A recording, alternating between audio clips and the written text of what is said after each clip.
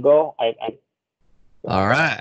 We are live. Boys and girls, ladies and gentlemen, we have Summer in the audio form presenting to you guys today. The video form. So, Yeah.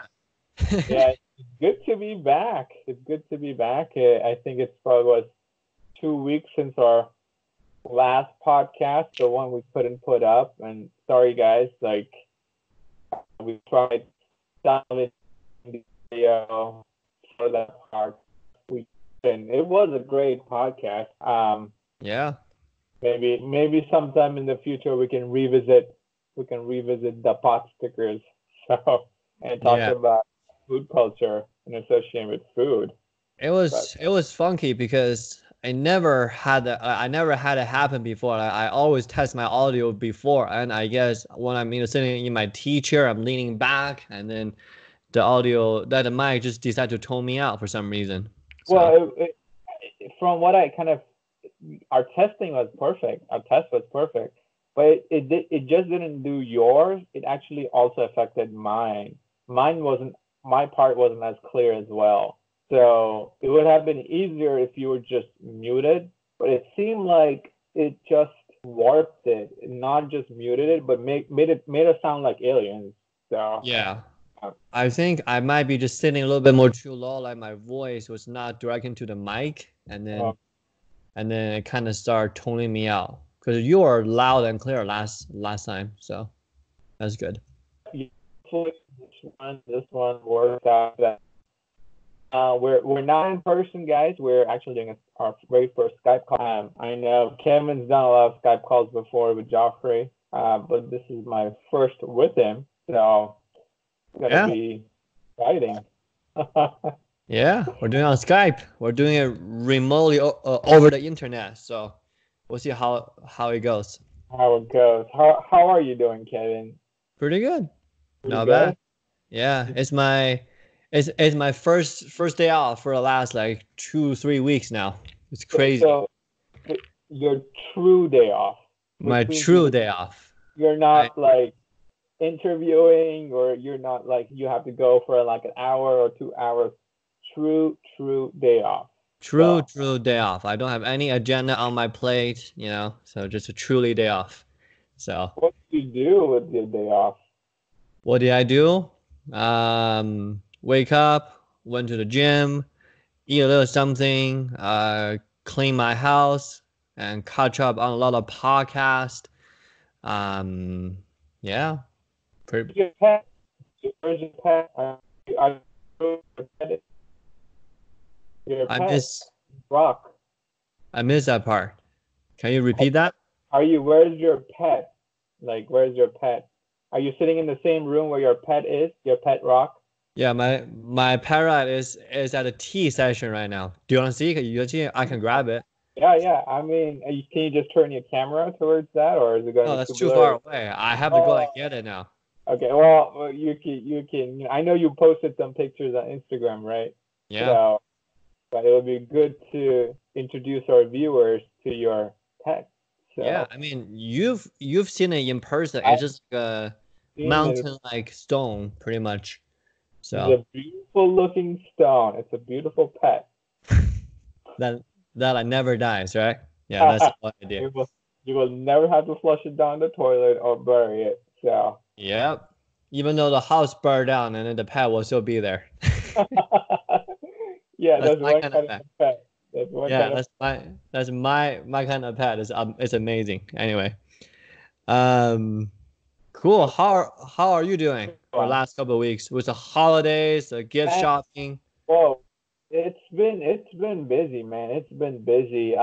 Things, a lot of families in town. A lot of my wife's family, Okay. and they do a lot of things during this Christmas. The few weeks kind of preceding Christmas, with Christmas concerts. It's shopping. It's going to this is a place near the Hogle Zoo and experiencing like Pioneer Christmas. Um, Lots and lots of things that we do. A lot of parties, a lot of work parties, lab parties. So it's been the last week I have eaten a ton of food. Uh, and to the point where I'm like, oh man, food's good, but I mean it's not that good. Yeah. Um, so a lot of that. So yeah, so it's been. I figured I would be kind of busy, So, but it's been good. It's been good. I like this time. Kind of holidays kind of puts me in a different mood and a mindset. Because like everybody's in that mood. Everybody I feel is in that mindset of like, oh, it's holidays coming up. We're gonna stop working. We're gonna like slow down work. So it's I've been coming home a bit early. So There you go. yeah, yeah. It has its pros. So Yeah. what about you? How do you celebrate, or do you even celebrate Christmas? Yeah, like we do sort of, but like since nobody is here with me, like in terms of family, then we just, like Geoffrey and I, we went to a dinner yesterday, and then we like give each other some gift. He finally gave me the book that he always wanted to give it to me. I Nice. finally got it yesterday. Two thumbs Uh, to Joffrey for doing that. So I know, right? So I gave him and his girlfriend and his brother something something too. Just normal gift giving stuff. And yeah. that's awesome. Like, so did you do anything when maybe you guys don't celebrate? Is this time seeing something different? Do you celebrate like the Chinese New Year? Like, what is there anything that happens during this time that is that you've done when you were in China? Yeah, I mean, in China, Christmas was just Christmas, right? Like it's probably like a normal school day. We go to school, and then, there might be some gift involved, but like, Chinese New Year is definitely something is more, more big, Mm. more heavily celebrated, if that makes sense. Mm-hmm. So So okay. So but you had during this time, like you had something to celebrate. Like back home, for example, in India, there was nothing that we didn't celebrate Christmas. That was just mhm. another holiday. Like we didn't do anything special. And then New Year's, we would when I had a chance, I would try to go out with friends and stuff like that. But again, nothing. Like for me, it was not like a party day or anything, because it's not like India's New Year kind of thing. So Okay. Is there anything like equivalent in Indian culture that happens towards the end of the year or beginning of the so year? there is like, for example, there is Diwali, which is the festival of lights, which is 7 days of firecrackers, and Okay. it usually happens in October, if I remember correctly. Mm-hmm. Anywhere from mid October to late October, like it kind of shifts.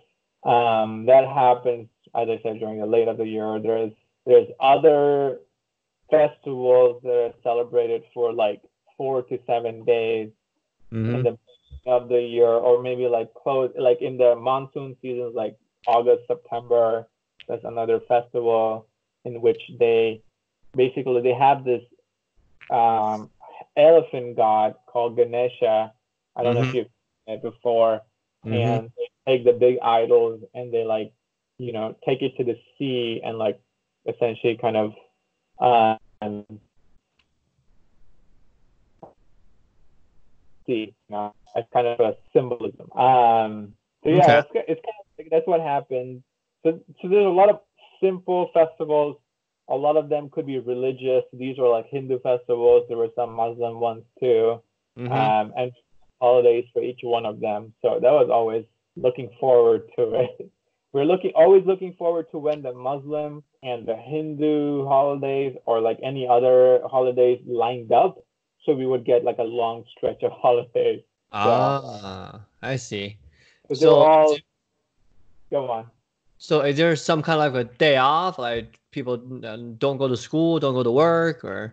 Well, we had at school we had weekends off, Saturday, Sunday. Mm-hmm. But then work, it just depended on, a lot of people took Sundays off. Like my dad worked Monday to Saturday and just took Sundays off. So Let's see. there could be other people who took like Saturday, Sundays off. So, but Okay. very Yeah. interesting, very interesting. So, are you looking forward to? Have you got yourself a gift? Like you gave you a book, but you're like, I want this. I'm gonna get myself this as a Christmas gift. Yeah. I mean, I got myself a new phone. That's a plus. What phone did you get? OnePlus 7 Pro. Oh, the 5G. No, not the 5G one, because I don't think the 5G is mature enough yet. So True. it was like a. Sorry, go ahead. What carrier are you on? T-Mobile or? I'm I'm on a what's called it's like an off-brand carrier called a Mint, MINT. Oh, okay. So it's like Metro PCS, or it's like Straight Talk, right? But mine is piggybacking off of T-Mobile, and then I got it for really cheap, like $20 a month, and Oh, I wow. and I have like 12 gigs of data, and then I buy it once in a year. I pay for the whole year, and I will be good for the year. Gotcha. So I was looking to get OnePlus 7T Pro 5G for my Okay. Sprint, but because it's a 5G phone, they Sprint said that, oh, we can't like give it to you on the same plan you're at. Right Mm-hmm. now I pay $30 a month. They were like, we'll have to bump your plan to like $80 a month for the OnePlus 7T Pro, and I was like, yeah, that's not worth it for me then. Like, That's the true. phone's cool, the phone's awesome, but I think I'm like probably go with the S10e. Mm-hmm. That's the only one that kind of fitted my budget right now. Mm-hmm. So, but yeah, I looked into that phone, and it was like it's got like three lenses and stuff Yep. like that. So Yeah. I pretty mean, cool. in terms of the carrier, like, to be honest, like I don't really like, all the phones that I bought are all unlocked, so it can be used on all the GSM carriers. So I guess with like 5G, like right now, T-Mobile probably has the best option, but even T-Mobile stuff is pretty wonky too. So um, Yeah. I don't know. The 5G scene is probably going to mature in a few years' time. mhm, Um, and I just worry that the carriers are just going to bump their prices up they because will. it's 5G, Hmm. and I don't know if the services are going to catch up to that. Be Uh, worth it. It'd be worth it because on my phone, I can make a difference if it's 4K Ultra HD or if it's like 1080, like on my Hmm. phone. I could probably tell it on my TV. Hmm. Uh, it was like, why am I paying for 5G and streaming that much data when I can't even tell the difference? So, Yeah, that's true. And that's why, like right now, like my OnePlus 7 Pro, it has 90 hertz refresh rate, it has OLED yeah. screen, like Mm-hmm. like it's the best screen that I have in my house. Like it's probably even better than my laptop screen. I know it's better than my laptop screen. So Mm-hmm. so like in like that regard, I really do feel like 5G technology is cool and all, but right now it's not mature enough. Yeah, and they say that it will help, like for example, help with self-driving cars because the data exchange could be faster and the ping rates are smaller and data can be processed and sent. And I'm like, sure, okay, that's cool, that's awesome. But in terms of communication, I don't know if it's gonna like um change a whole lot. Have you heard about Google Stadia? Yeah. Right? What are your thoughts on Google Stadia? Do you know what I Google is I or? actually interview a lady who is on the Google Stadia team about Uh, a week and a half ago.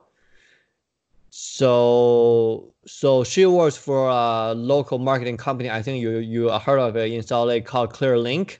Yeah, I've heard clearly. Yeah. So Google kind of like, kind of like deviate out their marketing side of things for Google Stadia to ClearLink. So she has been rolling out the marketing program for Google Stadia, but from the review that I'm hearing, Google Stadia sucks. Yeah, I've heard. Yeah, that is Yep. true. Uh-huh. Um, and I mean the bandwidth requirements on playing a game smoothly are high. Mm-hmm. Even without getting into 5G and stuff. And sure, 5G will help that, but I don't know. There's this whole different thought of you're not owning anything. Everything is on the cloud. One day if you piss off Google, they're gonna be like, Kevin, you don't get access to anything. Mm-hmm. And Yeah. you're like, I paid for this. I paid for this, and it's like, sorry. Yeah. Uh, this whole thing about cloud is definitely kind of, I know, in my mind, and we can talk about it in a future episode or future podcast. Kind of dissect how our IT infrastructure to and what consequences it might have. So that might be an interesting topic for the future. But let's get our sidetracked quite a bit. Let's get onto the Yeah. main train. All right. Kevin's been waiting for that. So our last podcast was food, yummy, delicious food. I love food. Uh-huh. I've eaten a lot last week. Food's still good. Uh-huh. And your last podcast was about talking about game changers, talking about why you are eating more plant-based food, Mm-hmm. veganism, your thoughts on the Chris Kessler episode with Joe Rogan, the Joe Mm-hmm. Rogan show.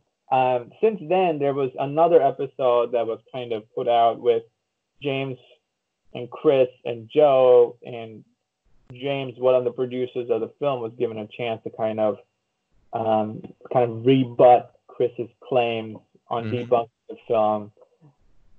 Has that changed your perspective? Has it made things more clear in your mind, or still, yeah, our thoughts on that? I mean, my perspective on the documentary has not changed. Like my stance on it is still the same. It definitely Let's clarify your status. What is your status on the okay. documentary?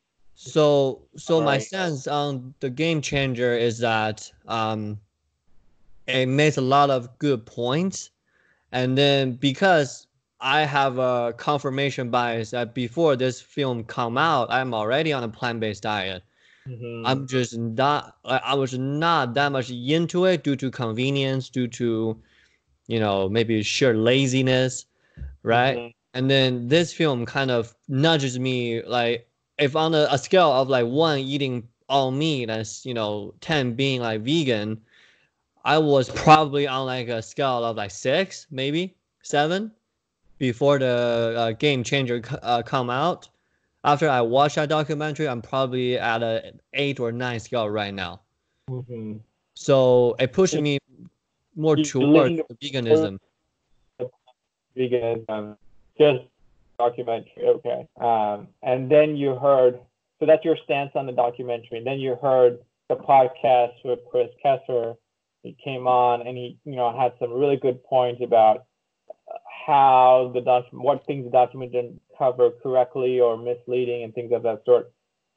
Did you shift back to a 6, or, well, yeah, or you were like, screw this, I'm still a 9? Yeah, I did not shift back in terms of my scale. The reason is I do feel like if you're making a persuasive documentary, you do have to cherry pick your examples.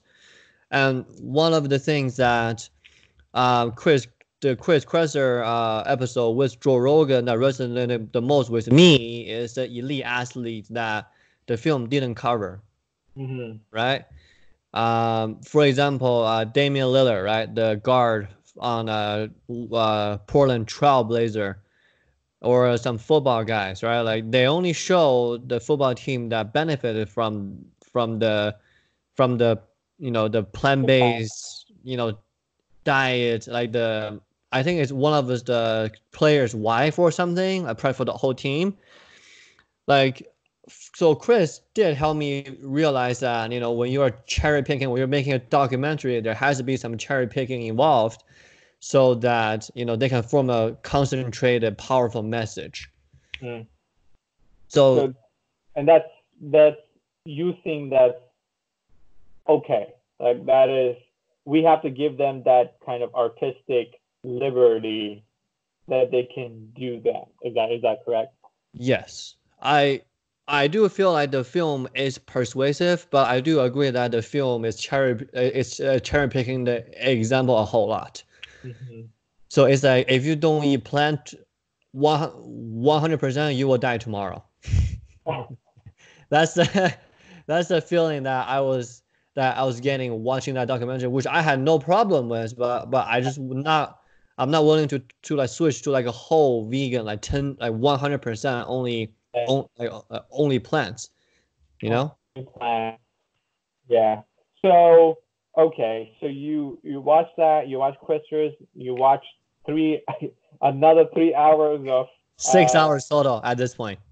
you know, what were your thoughts on the three-way podcast? Did you think that James was they successfully rebut the claims that Chris had pointed out and saved his film? Like he was able to, prove his points. Mm-hmm. What were your thoughts? What are your thoughts on that?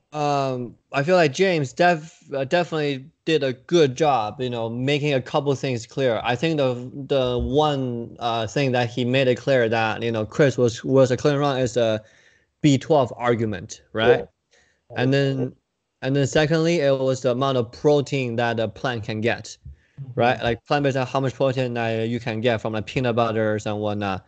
So, and from my perspective, listening to the whole podcast, I think it was another like 3-4 hours. Was that first of all, like I can see why there's not a definite, like decision on diet. Like what is a healthy diet? Because there's so much variance in terms of funding for the research, in terms of um, just pure sample sizing, and then cherry picking the perspective. There's so Mm-hmm. many variants that introduce so much noise that it's hard for people to subscribe to one thing and then having a deep belief that this is the right thing to do if they haven't tried it for a little bit, if that makes sense. Mm-hmm. Right? Well, here's the two people. I mean, Chris and James, where they were both trying to cite papers and kind of talk about consensus and what the consensus is. When like in my mind, consensus is what the majority believe. Mm-hmm. All of them, but the majority, and it's it to me it fails. Like both one is successfully said that the majority, and but the majority believes this. Like from when James seemed talking about consensus, it seemed like his consensus was majority people, wanting veganism, and Chris's consensus was more like, it seemed to me like, no, that's not true. Not necessarily eat all meat, but it's not true that eat all plants. You know, Yes. and Mm-hmm. so it's like, but what consensus is really the consensus, um, and it kind of misleads the people, because again, it brings about user bias, healthy bias, and like, if you're a vegan and you're eating mostly plant-based food, you might gravitate towards things that were presented in the documentary and what James was saying, and kind of be like, There you go. See, I don't believe your work because your work is industry. Mm-hmm. Yeah. You got everything down, Um, so so you're right. I agree with you that there were some things that James was able to prove, like the B12 point. Mm-hmm. In my mind, the protein was true. I don't know what point he was trying to make with the DISS score. Mm-hmm. Like he spent 20 minutes explaining the DISS score and how it is meant for starving kids in Africa Mm-hmm. without truly making the point that why is that metric not good or good. It's like it doesn't really matter if that metric was formed for starving people in Africa or wealthy people in America. It's Mm-hmm. based on physiology and biology. So what the heck? Like, what were you trying to Yeah. say? I wasn't able to follow that part either. I mean, from James' perspective and Chris's perspective, James is definitely, like he appealed to more of like a authoritative kind of a way, like this doctor, the board of cardiovascular disease or like something, like they all say this, and then he kind of questioned Chris's, like his background, and to be honest, like it make Chris's sound less valid in my opinion, but by the end of the day, somewhere like I just feel like both parties are just trying to make their own point, are both trying to market their own products or their own ideas. And as a consumer, to consume any knowledge, it's good to consume both sides of the parties, information. And then, like I said at my last podcast, just try it and see how it goes. That's I agree. I do agree with it. Like um if you try a diet and you feel healthy over a long sustained period of time, then there you go. That's your diet. Mm-hmm. I think there is something to be said about like your default in my mind should be like eat both, and then like what you're doing, you lean towards one or the other and see how it makes you feel over some amount of period of time, like let's say month, 6 months, or a year. And Mm-hmm. if it's better, then you keep it, instead of like kind of hammering down like, no, this is good or that's bad. Like in my mind, both meat and plants have a place on your plate. Um, and you can dial one back or up depending upon your health. Yeah, absolutely. Like let me have you answer the question that you just asked me, right? What's your perspective after seeing the documentary, after listening to the podcast with Chris, and listen to the three-way podcast? What's your thoughts on the whole thing? So, in my mind, the point that Chris was trying to make is, and I feel like he tried to say it in a they're saying eat all meat, like become a carnivore. He's not saying stop eating plants. What he's saying is that you can eat a lot of plants, but eat some meat and dairy products too. Like, Mm-hmm. and I think I subscribe to that idea, as I was just saying, that to me that is a good default. Like I might want to venture and say go start with 50-50, and then dial one back up or back down, depending upon how it makes you feel. Mm-hmm. That's kind of that's with my perspective, and I don't think in my mind that James was able to successfully kind of prove that no, only plant-based is the best thing to do. Uh, Mm-hmm. that's kind of yeah, that's kind of my point. Okay. Then then what's your diet like? You know, like what do you eat? Like do you, Standard American diet. so sad, SAD. It's McDonald's and other junk food. So, having said that, listening to all of this podcast and this documentary did really make me reassess my diet in general, Really?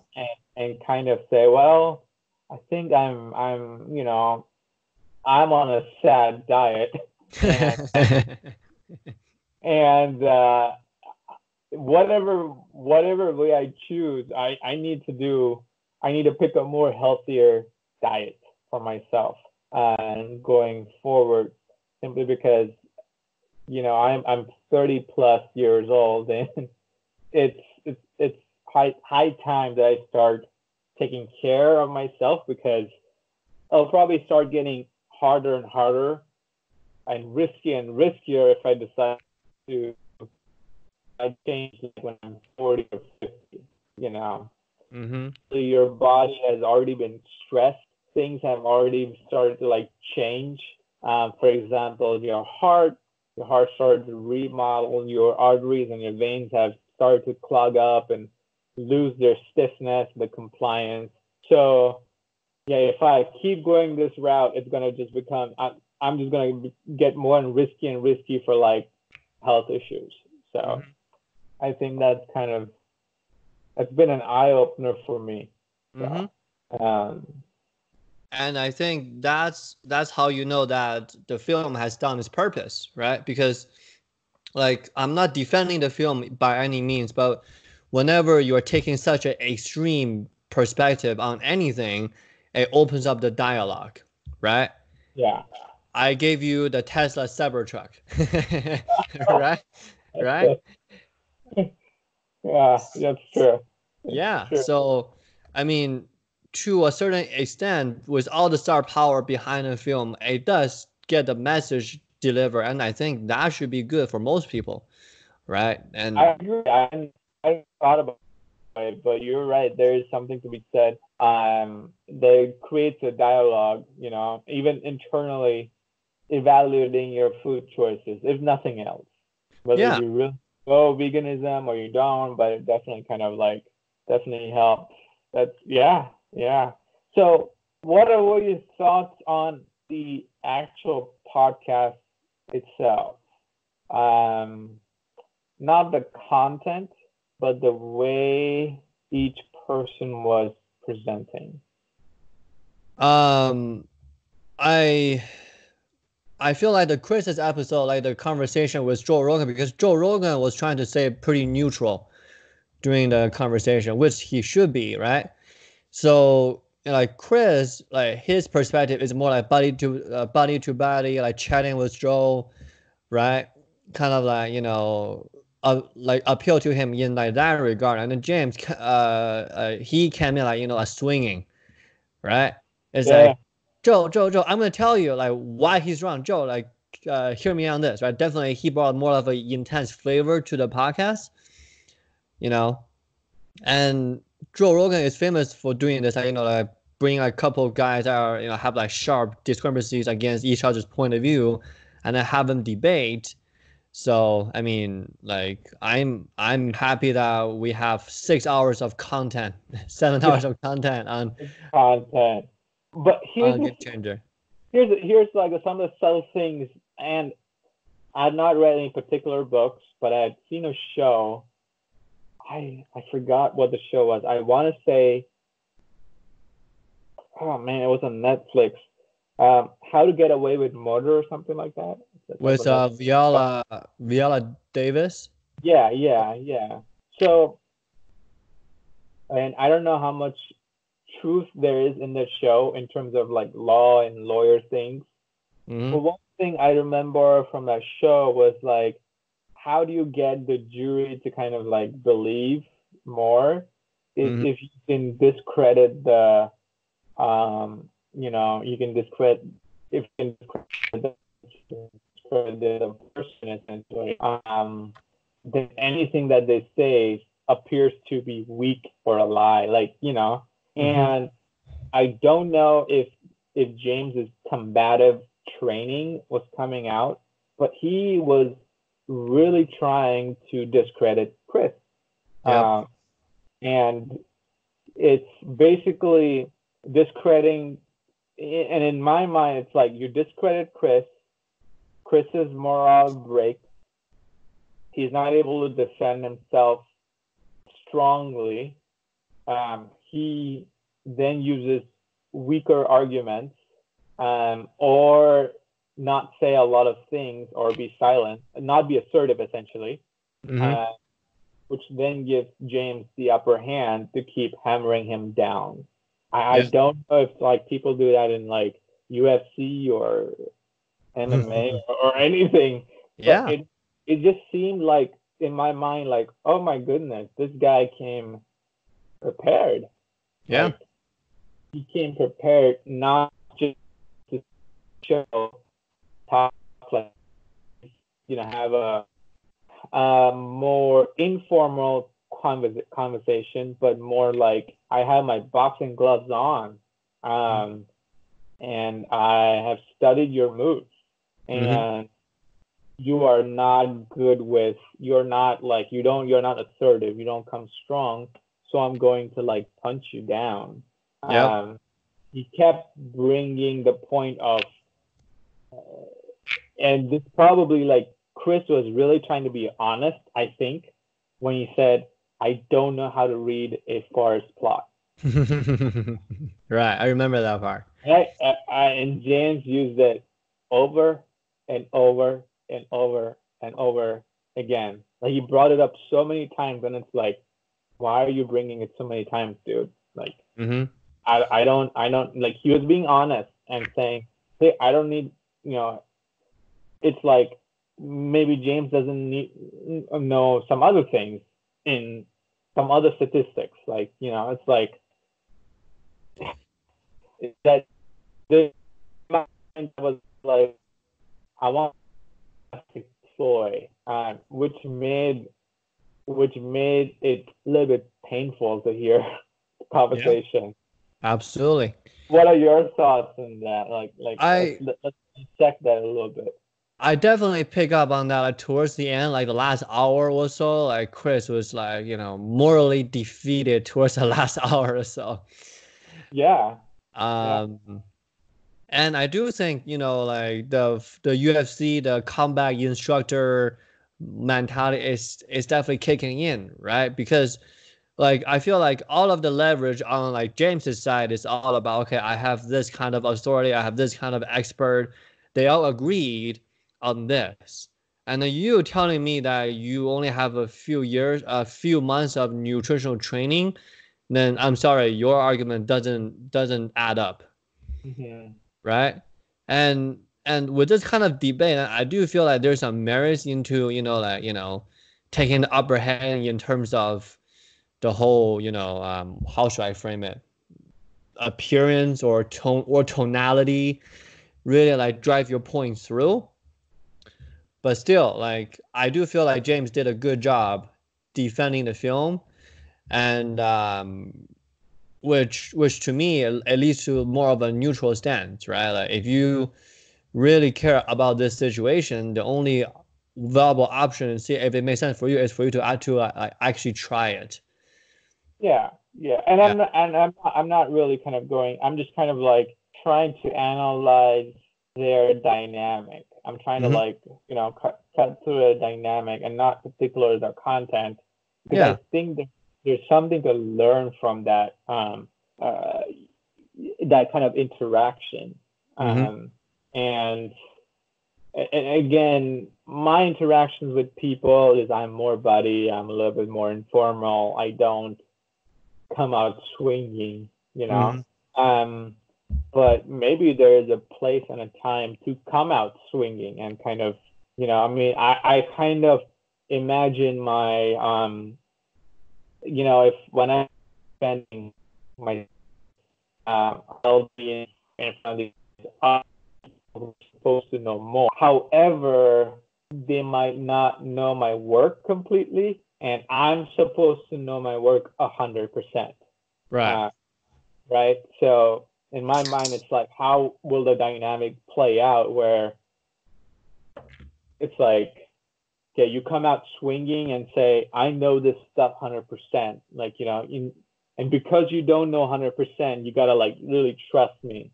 Or like, oh, you guys have been in this field for like 10, 15, 20 years. I don't know much. It's okay. It's like Okay. not being able. So it's like I'm kind of I'm kind of using it as a kind of example to study dynamic between people, like interaction between people. Yeah. So and then kind of going back to like Joe, Mm-hmm.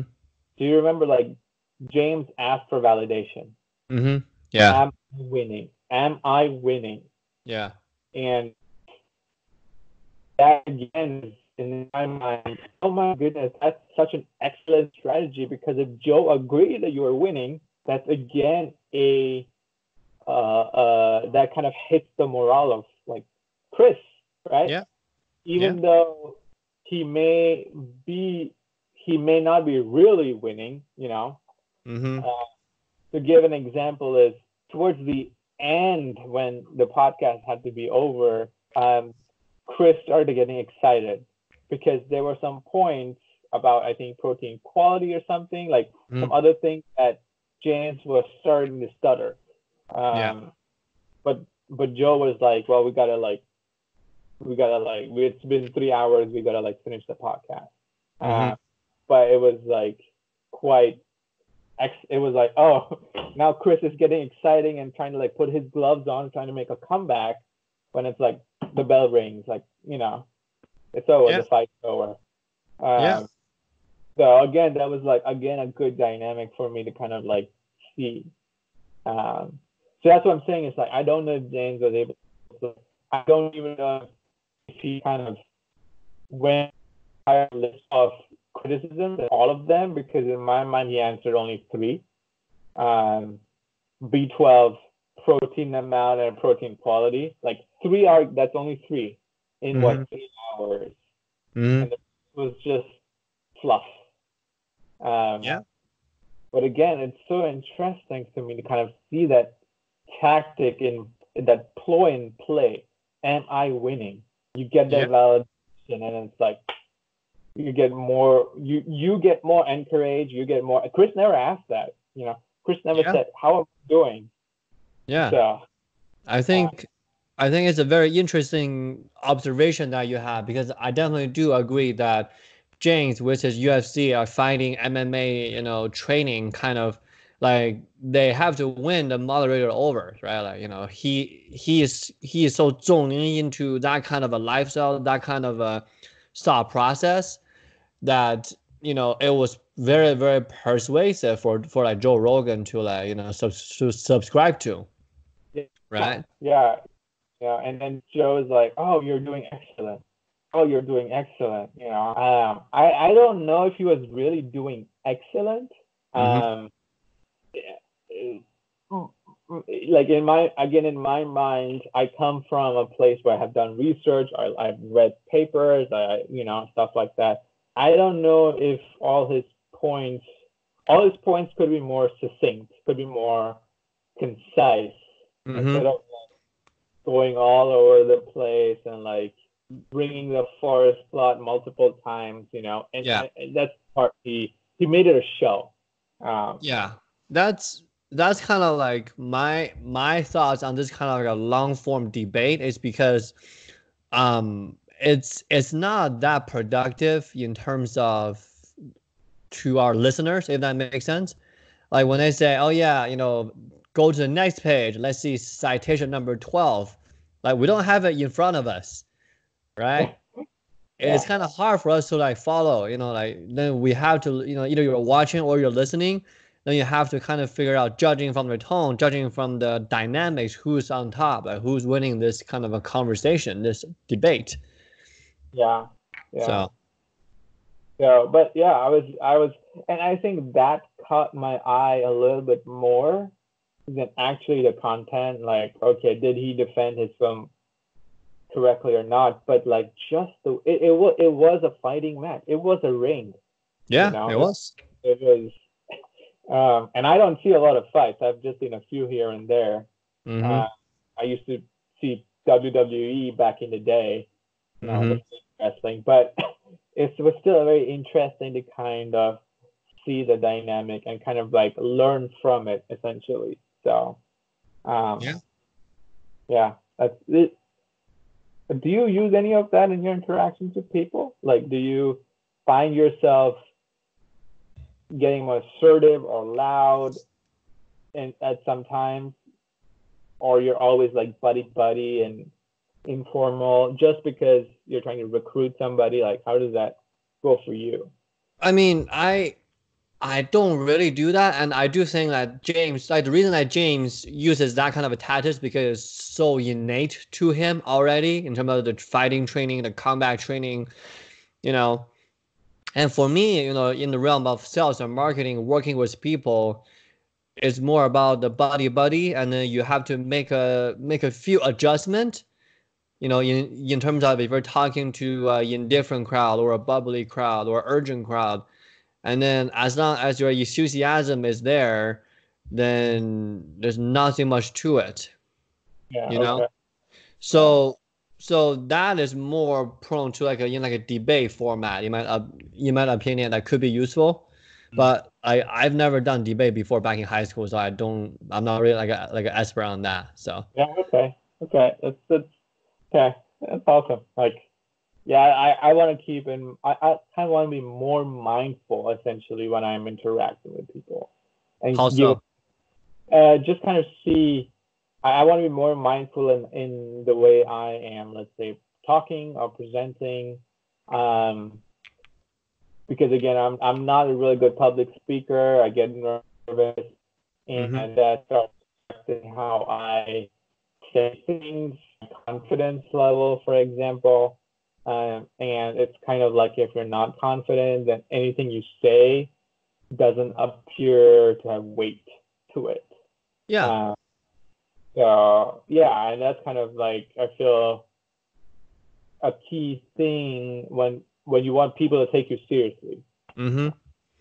Um, so I think that's kind of what I want to be more mindful about, like when I'm interacting. Not necessarily I'm going to punch people and like say you're wrong and I'm right, but Mm-hmm. just kind of being more mindful in terms of like, okay, I need to be a little bit more assertive here. I need to back off here, you know, Mm-hmm.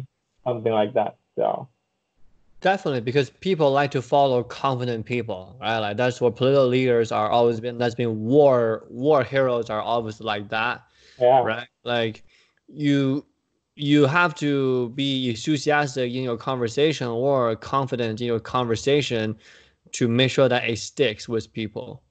yeah, Right? And to me, like you and I were both mellow guys, and I kind of fell in this too in my daily, conversation with people, either driving sales or recruiting, is that I tend to fall in the trap of a monotone. hmm, So that's kind of like I'm trying to avoid, and I'm getting better at it now. Make it as a habit to not to be so monotone. It's because whenever you're monotone, it's like this. Oh, summer, I saw the documentary. It was great. Maybe from a 5 to 6, going to a 10. Like it's not appealing to everybody, right? yeah. To Like anybody, it's not really appealing. maybe But the people who want to like listen to stuff before they go to sleep. maybe, but that's not what are we after here, right? So so the trick is here, to be honest, is packaging and presenting. Like how do you present your message? Because that is literally what politics is about, is presentation, you know. Exactly. And then the message, like we found out, like like the sixth Democratic debate, like a couple days ago, like everybody was saying the same thing. Did you watch it? I didn't So, watch it, but I listened to a couple podcasts, and then I listened to a couple podcasts done by Andrew Yang, and then he actually is like soaring in terms of the popularity.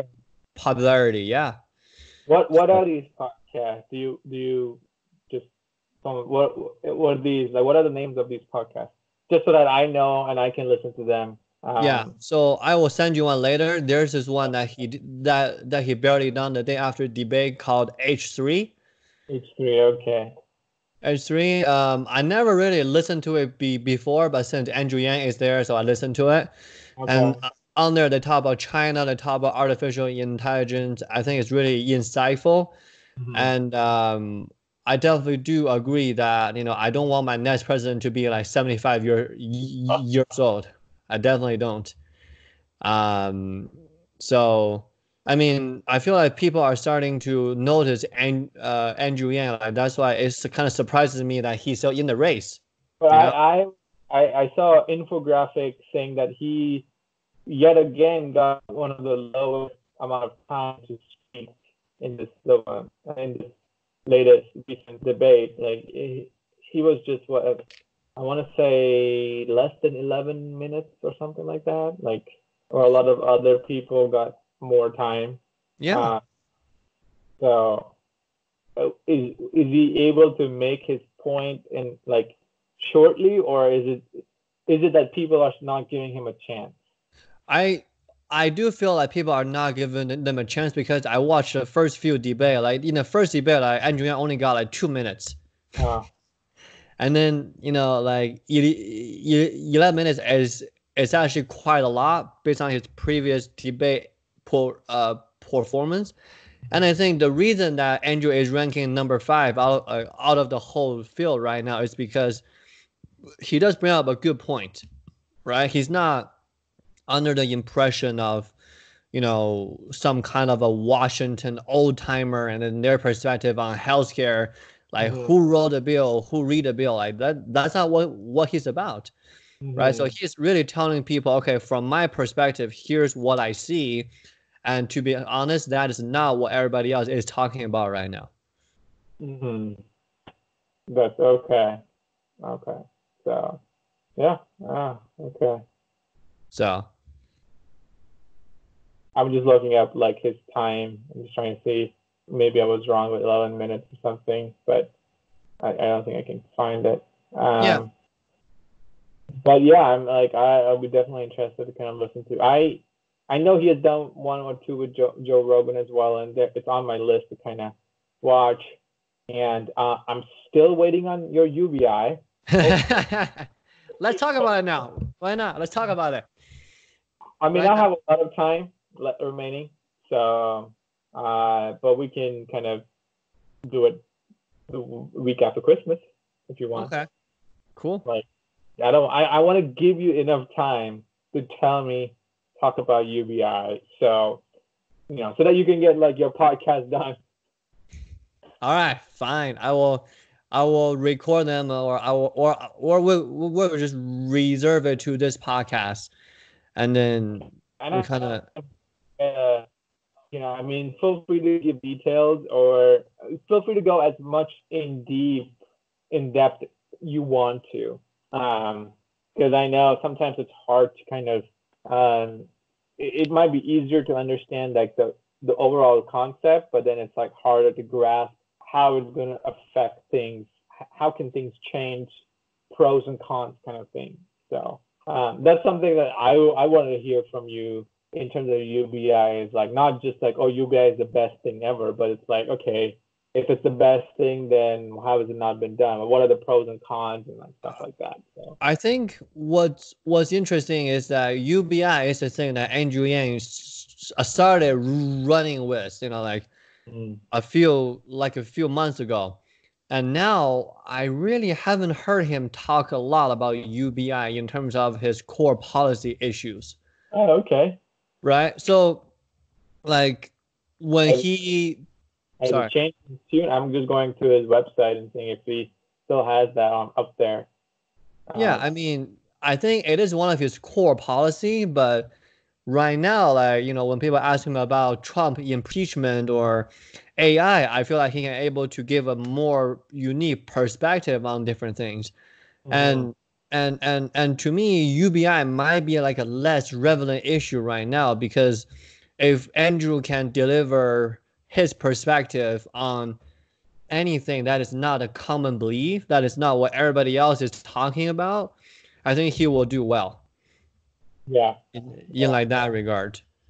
Yeah. Right? Like, In Medical for All, human-centered capitalism. Huh.